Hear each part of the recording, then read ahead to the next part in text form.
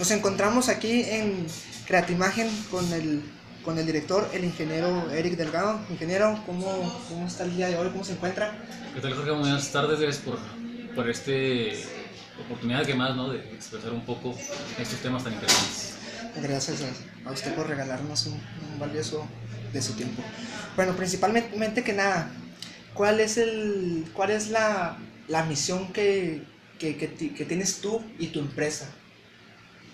Bien, hablar de misión es un tema muy complejo, muy amplio y a la vez muy sencillo, ¿no? Porque a veces confundimos la misión con la visión, porque cuando nos hablamos de misión, incluso como de manera personal, hablar de misión pareciera que es algo que tengo que alcanzar o que cumplir, ¿no? Pero la misión, si lo recordamos administrativamente hablando, me responde a la pregunta ¿quién soy? La misión es quién soy. Entonces, como empresa, ¿yo qué soy? Obviamente que una misión empresarial, en el caso de nosotros, nuestra misión es mantenernos a la vanguardia. Somos una empresa creativa, innovadora. Entonces, eso me compromete a realmente estar siendo quien se supone que estoy diciendo que soy. No sé si me explico. Entonces, la misión de nosotros es mantener esa esencia de esa empresa creativa, de esa empresa innovadora. Estamos vendiendo imagen, ¿no? Entonces tenemos que estar a la vanguardia en cuestiones de diseño y estas cosas. Okay. La responsabilidad que tienes, tanto tú como tu negocio ante la sociedad, ¿cómo la definirías o cómo la expresarías? La responsabilidad, bueno, comentarte que este es un negocio que nace, fue creado por mi persona, y luego se asocia junto conmigo mi hermano, ¿no? Lo tenemos entre mi hermano Cristian y yo, el negocio, y pues de este modo comprendemos que es un negocio familiar. Hablar de responsabilidad, pues hay varios niveles de responsabilidad, ¿no? Primero es la responsabilidad que yo tengo. Yo, para poder ser responsable empresarialmente, tengo que ser responsable conmigo mismo. No puedo pretender, como decía Gandhi, hacer lo correcto en un aspecto de la vida cuando hago lo incorrecto en otro. Tenemos diferentes aspectos de la vida, ¿no? Tenemos el aspecto o dimensiones de la vida. Hay diferentes dimensiones, hay 4 dimensiones. Está la dimensión social, que le llaman la de las relaciones, la social, y está la dimensión espiritual, la dimensión física, que es nuestro cuerpo, y la dimensión mental. Son esas 4. Entonces, hablar de responsabilidad es hablar de responsabilidad en los 4 aspectos. No puedo pretender ser responsable con mis empleados cuando conmigo soy un irresponsable. O sea, para mí, de manera personal, tienes que ser íntegro. Hablar de responsabilidad es hablar de integridad. Tienes que ser, y hablar de integridad es ser responsable. Si yo soy responsable, tengo que ser responsable en todos los aspectos de mi vida, ¿no? No puedo pretender ser responsable ante la sociedad si con mis hijos no puedo ser responsable. Entonces, y tampoco puedo pretender ser responsable con mis hijos si no soy responsable conmigo mismo. Tengo que empezar entonces siendo responsable hacia adentro, primero conmigo. Y esto me lleva a hablar de los roles que tenemos en la sociedad.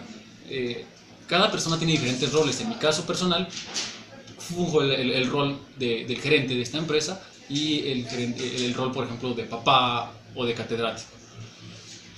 Yo tengo que cumplir ese rol, y tengo que cumplir con mis roles para ser responsable conmigo mismo. No tengo por qué ser responsable con mis alumnos.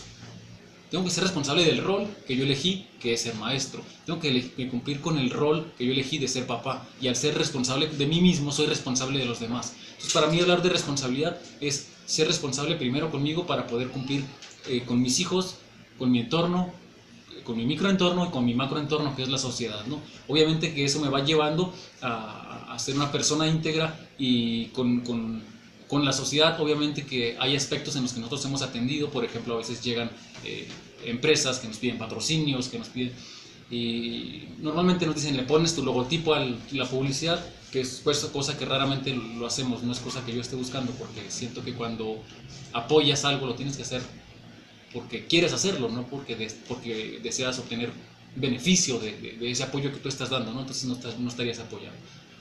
Okay.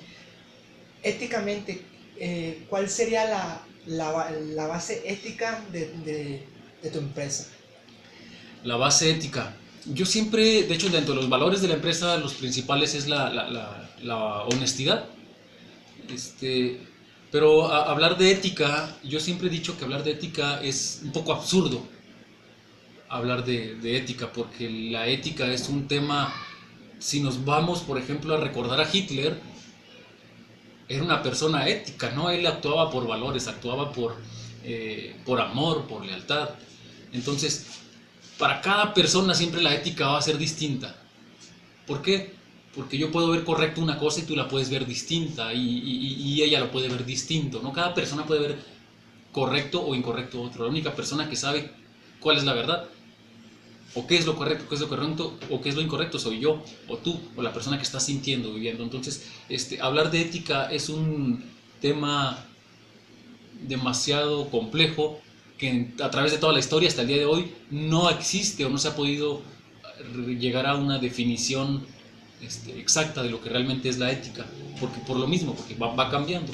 Y a mí más que de ética me gusta hablar de principios, porque los principios, a diferencia de los valores, los principios son leyes universales que nunca cambian. Entonces hay principios en los cuales, como te comentaba ahorita, ¿no? Yo entiendo que si hago las cosas mal, eso va a hablar de mí, o sea, son principios universales. La ley de la abundancia, por ejemplo, que es un principio universal, que tú sabes que vas a recibir lo que estás dando, pues cosas de ese tipo, ¿no? Entonces, para mí, una de las filosofías que hemos adoptado es uno de los lemas que manejó cuando recién nació la empresa Lego, que es solo lo mejor es suficiente. En base a ese lema podemos adoptar muchas otras cosas. Para mí solo lo mejor es suficiente habla de entregar siempre al cliente lo mejor y comprar materiales de los mejores, porque yo puedo pretender comprar un material muy económico y lo puedo vender al mismo precio que un material más caro para mí, ¿no? Y entonces, pero el cliente no va a volver. O sea, yo le estaría, más que mintiendo al cliente, me estoy mintiendo a mí mismo, porque yo sé que no estoy vendiendo los materiales correctos y que no estoy vendiendo una buena calidad. Entonces, por eso yo adopté esto de solo lo mejor es suficiente.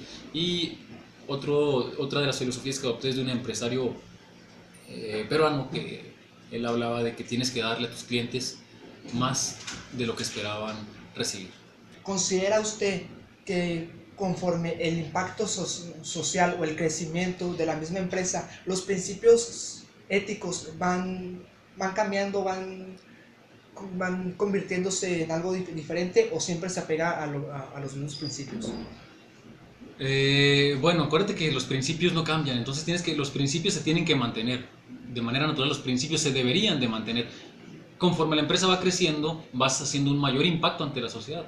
Representas más para la sociedad. Es decir, no es lo mismo una pequeña empresa local que tenga ciertos principios a la Coca-Cola, por ejemplo, ¿no? que impacta a nivel mundial. Entonces, si esa empresa manejara ciertos tipos de valores o ciertos tipos de principios, obviamente que influyen en la manera en que se comporta y influyen en su publicidad, en la manera en que lo recibe la sociedad a nivel mundial. No es igual que una empresa más pequeña.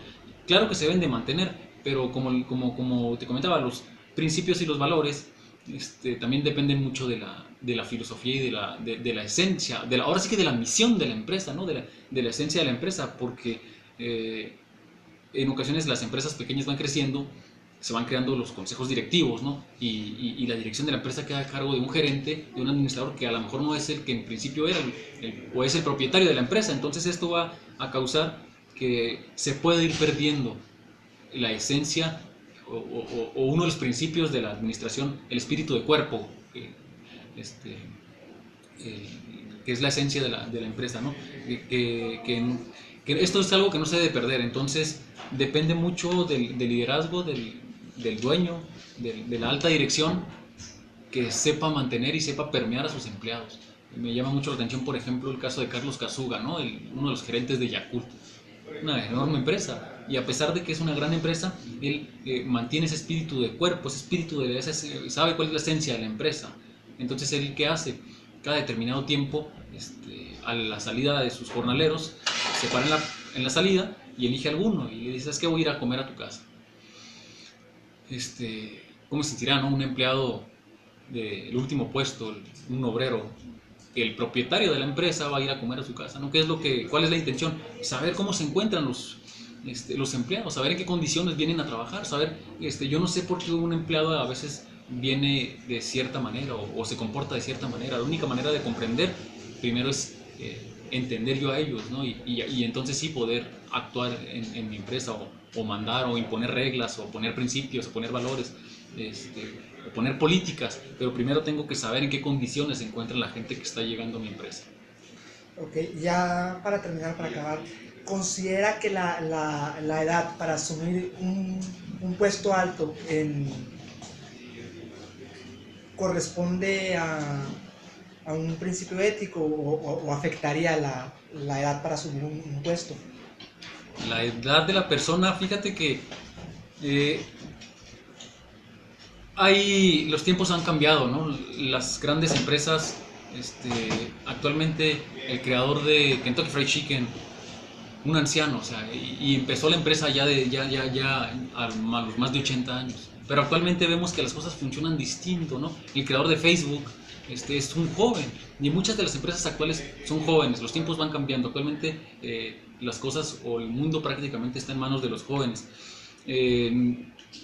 Lo que yo pienso que no tiene tanto que ver con la edad, sino con el liderazgo de las personas. Entre más te atreves tú a fracasar, más vas aprendiendo. De todo esto de los principios, esto depende de las personas, ¿no? De la experiencia que tú tengas. Entonces tú puedes tener 20 años o 25 o 30 años y tener mucha experiencia, porque te has atrevido y porque has investigado y porque te has documentado. Y puede haber personas de 70 años, 60, y que no saben ni por dónde empezar, porque nunca han tenido el valor de atreverse a emprender, a fracasar, a intentar hacer un negocio, a tratar de hacer algún proyecto. Entonces, influye sí la edad hasta cierto punto, porque la edad te va dando experiencia, ¿no? Te va dando conocimiento, vas aprendiendo, pero no es un factor clave. Creo que tenemos que entender que los tiempos cambian y que la información está disponible y al alcance de todo el mundo. Ok, ingeniero, sería por nuestra parte sería todo. Le agradecemos de antemano que se haya hecho el pequeño espacio para brindarnos esta entrevista. Sin más por agregar, le agradecemos de todo corazón. Gracias.